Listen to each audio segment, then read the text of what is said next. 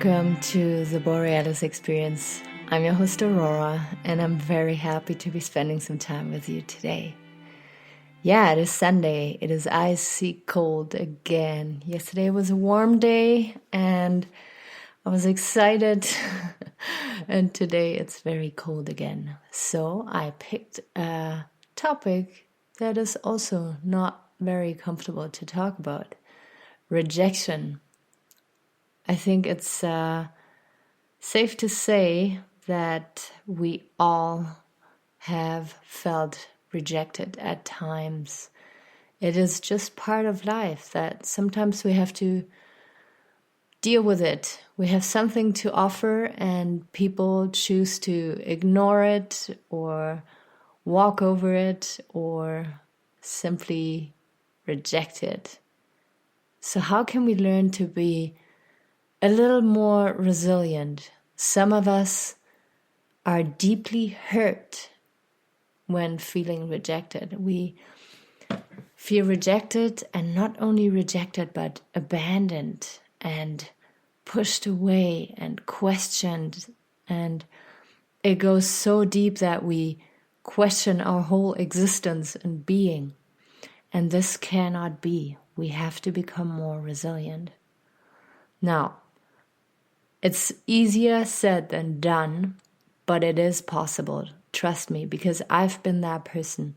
Whenever a friend canceled on me, I was devastated. I never showed them, but I would just turn off my phone and crawl into my bed and be so sad until I learned that people operate on very different levels. People are very different when it comes to perception and life experiences in general. And I'm a person who was drilled, who was taught to always be very punctual, for instance. And when someone is late, I see that as disrespect and as the person not wanting to connect with me and not respecting me. And I lived like that for the longest time. I was always mad and sad without showing it to the outside world when somebody was late, until I realized that we're all so different and we are taught very different things. So the person who might always be late might be super good at finishing tasks. You know how some people start a task and never finish it. But maybe that person learned that that's important. Punctuality is not too important, but when you start something, you finish it. So I don't know if that example makes sense. Give me a couple more minutes here to make sense of it in case it didn't make sense. But I think you got me. We perceive life very differently, and we always have to give people the benefit of the doubt. If they don't like what we have to offer, then they maybe don't have the awareness or didn't have the tools to understand what we want to put out there. Have a look at my podcast, for instance. My family knows what I'm doing and they ask questions at times, but they're not really interested because my content is challenging and makes them look into the mirror, and it creates huge discomfort for them. So of course they will not totally embrace it or even reject it, because it is not creating comfort for them.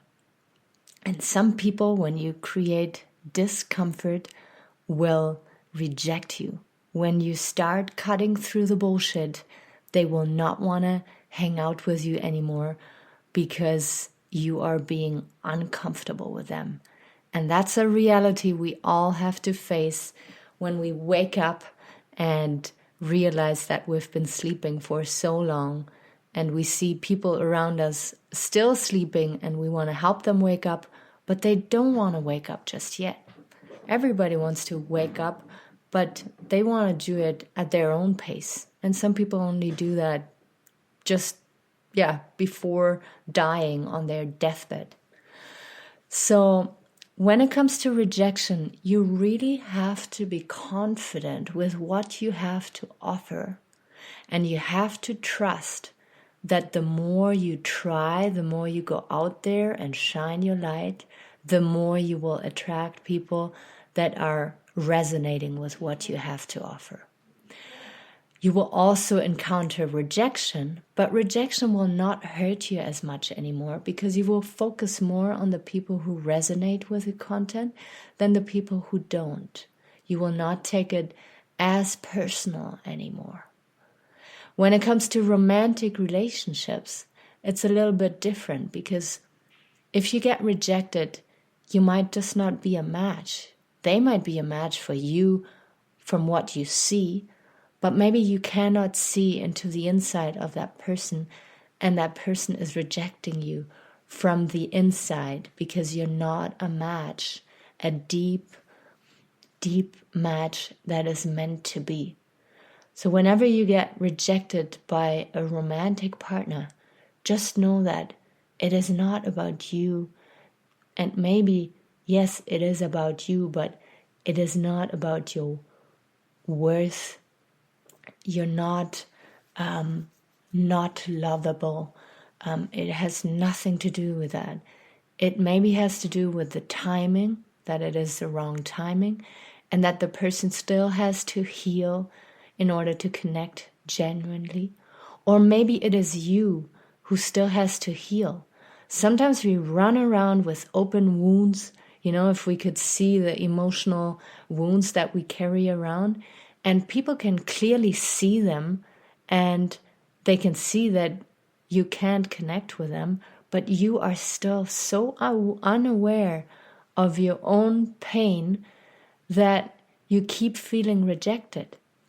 Instead of sitting down with your pain and healing your wounds, you run around and want to make those connections, and people keep rejecting you, until you learned your lesson. So what I want to say here today is the next time you feel rejected or you are rejected, think of my little episode here and think about yourself if you need more healing, more time, or have compassion with the other person. Maybe they need healing and more time.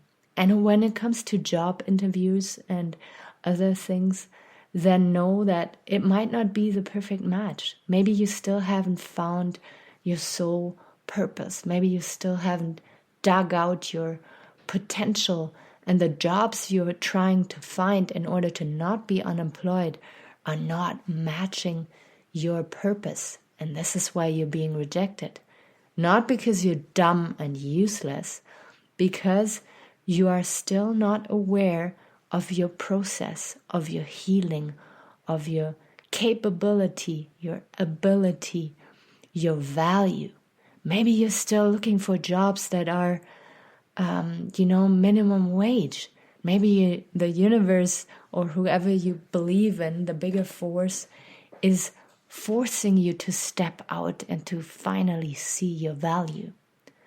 So please, next time you feel rejected, remember this little episode here that I put out for you, and know that you're incredibly lovable and useful and necessary and so needed out there. But maybe you're not aware of your wounds that still have to be healed.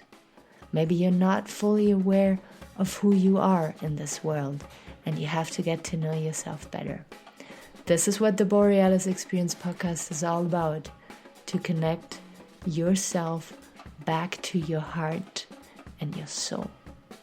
I'm sending my love out there. I will be out there tomorrow again. Take good care of yourself.